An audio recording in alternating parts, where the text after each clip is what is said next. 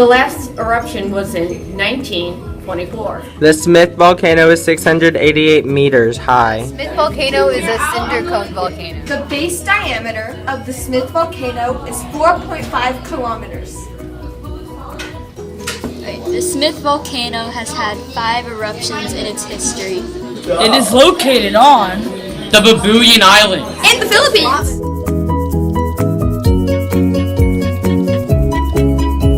Its eruptions were phreatic or steam blast. And flank. And it's still active. The rock type is basalt. There is no religious significance about this volcano except that there was no danger. because it was in the middle of nowhere. No people were affected. Nobody was affected.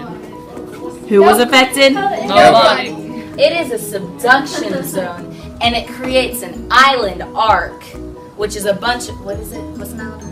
it's a bunch of islands It's a bunch of in the islands shape of an arc. in the shape of an arc.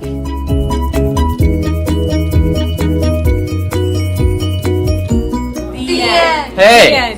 Say it again. The end. 3. The end. The end. The end. The end. The end! The end. End of show. The end.